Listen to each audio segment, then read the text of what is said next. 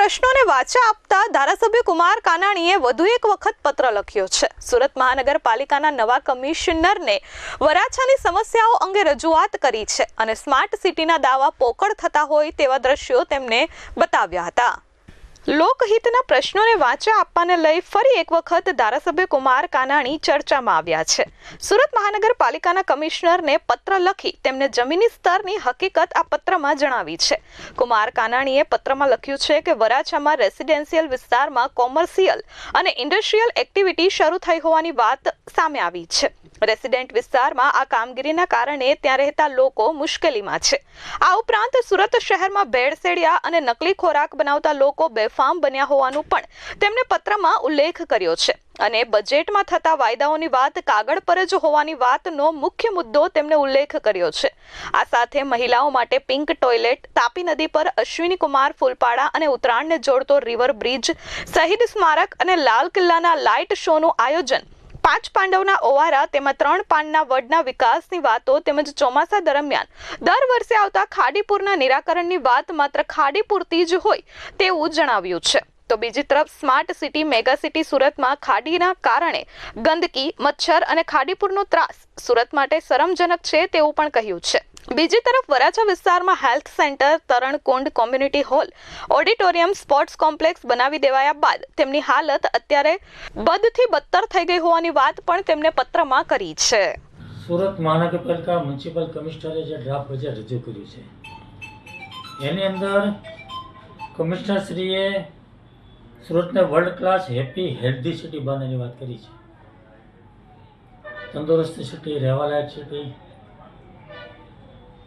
આ વાત જે એમણે કરી છે બજેટની અંદર, તો મને એ વાતની ચિંતા થઈ કે રહેવાલાયક સિટી તો ક્યારે બનશે. સુરત શહેરની અંદર દર વર્ષે ખાડીપુર આવે છે. લાખો લોકો હેરાન પરેશાન થઈ જાય છે, બેઘર થઈ જાય, ઘર છોડી ભાગી જવું પડે છે. તંત્ર બી પરેશાન થઈ જાય છે. જ્યારે પૂર આવે ત્યારે ચર્ચાઓ થાય છે, વાતો થાય છે, મિટિંગો થાય છે, આયોજન થાય છે. ખાડીપુર કેવી રીતે બંધ થાય, ખાડીના ત્રાસમાંથી લોકો કેવી રીતે મુક્ત થાય, ખાડીની ગંદકી, ખાડીપુર, મચ્છરોનો ત્રાસ જે રીતે લોકો સહન કરી રહ્યા છે એમાંથી કેવી રીતે મુક્તિ મળે, એનું કોઈ આયોજન આ બજેટમાં નથી થયું. બીજી હેલ્ધી સિટીની વાત છે, તંદુરસ્ત સિટી કેવી રીતે બનશે. આજે આપણે જોઈએ છીએ રેડ પડે છે આરોગ્ય વિભાગની. બેફામ નકલી ખાદ્ય પદાર્થો, ભેળસેળ પદાર્થો બની રહ્યા છે અને લોકો ખાઈ રહ્યા છે. કાર્યવાહી શું થાય છે? રેડ પડે, દંડ થાય, સેમ્પલ ફેલ થાય, એકાદ દિવસ કદાચ પોલીસ કેસ કરે કોઈકમાં તો એકાદ દિવસની અંદર જામીન મળી જાય, છૂટી થાય, ધંધો શરૂ થાય છે. કઈ દુકાન બંધ થઈ, કોના ધંધાઓ બંધ થયા ડુપ્લિકેટના. એટલે હેલ્ધી સિટી કેવી રીતે બનશે એની કોઈ ચિંતા નથી. મારો વરાછા રોડ 45-50 વર્ષથી 50 વર્ષથી રહેણાંક વિસ્તાર છે. બેફામ રીતે કોમર્શિયલ બની રહ્યું, ઇન્ડસ્ટ્રીયલ બની રહ્યું છે. જ્યાં લોકો 45-50 વર્ષથી રહે છે એની અંદર ગોડાઉનો બને, ઇન્ડસ્ટ્રી બને, દુકાનો બને, કારખાનાઓ બને. કેવી રીતે લોકો રહે છે? આજે વરાછા રોડને લોકોને વરાછા રોડ છોડીને ભાગી જવું પડે એ પરિસ્થિતિ નિર્માણ થયું છે. કોના પાપે થયું છે? લોકો કેવી રીતે સુખીથી રહી શકશે, કેવી રીતે રહેવાલાયક સિટી બનશે? અમારો પ્રશ્ન.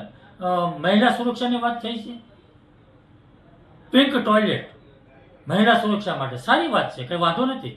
પરંતુ વર્ષોથી હું કહું છું કે સુરત મહાનગરપાલિકાની ચાલતી BRTS બસ અને સિટી બસની અંદર મહિલાઓની સુરક્ષા નથી. અનેક વાર છેડતીના બનાવો બને છે, વિડીયો વાયરલ થાય છે. તો મેં અનેક વાર કીધું છે કે મહિલાઓ માટે બસ અલગ હોવી જોઈએ. એમાં કોઈ મહાનગરપાલિકાને 1 રૂપિયાનો ખર્ચો નથી. કામરેજથી સ્ટેશનની રૂટની 50 બસ ચાલે છે, 10 બસ એમાંથી મહિલાઓની બનાવવાની છે, મહિલાઓ માટે અલગ. એમાં કંઈ ખર્ચો નથી, કંઈ નથી, છતાં પણ થતું નથી. મહિલા સુરક્ષાની વાતો કેવી રીતે થાય છે? ખાલી ટોયલેટ બનાવવાથી મહિલાઓની સુરક્ષા બની જશે? તો આ વાત જે મારી છે, જે મુદ્દાઓ છે એ બજેટની અંદર સમાવેશ નથી થયો. એટલે બજેટની અંદર સમાવેશ થાય અને એનું આયોજન થાય અને એનું વ્યવસ્થિત આયોજન કરી એનું નિરાકરણ થાય એવી મારી આ વાત છે. Bureau report S24 news Surat.